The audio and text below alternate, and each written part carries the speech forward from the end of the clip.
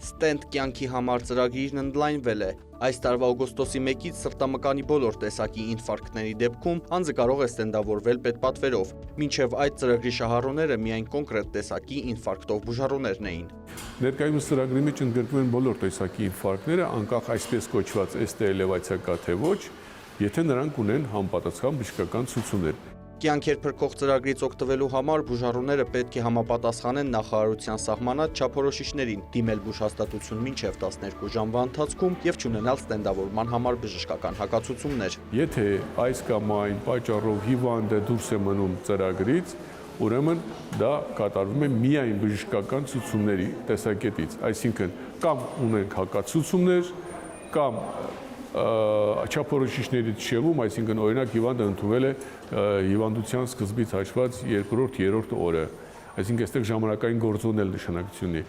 2015-ից 2025-ին սրտի անհետաձգելի վիրահատական ծառայություններից օգտվել է ընդհանուր շուրջ 25,000, իսկ տարեկան 2500-ից 2700 բուժառու։ Ծրագրի ընդլայնման արդյունքում ակնկալվում է, որ շահառուների թիվը կկրկնապատկվի։ Մենք վերցնում ենք սրտամկանի ինֆարկտով հիվանդի մոտավորապես կեսին, ընդգրկում ենք ծրագրի մեջ, հիմա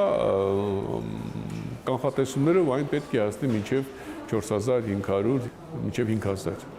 Stand for Life ծրագրի շահառու չդառնալու եւ սիրտն առողջ պահելու համար պետք է ֆիզիկապես ակտիվ լինել, առողջ ծնվել, հրաժարվել վնասակար սովորություններից։ Առաջին հերթին եւ ամենակարևոր ռիսկի գործոնը դա ծխախոտի օգտագործումն է։ Հարկավոր է չծխել ընդհանրապես ոչ մի տեսակի ծխախոտատեսակ արտադրանք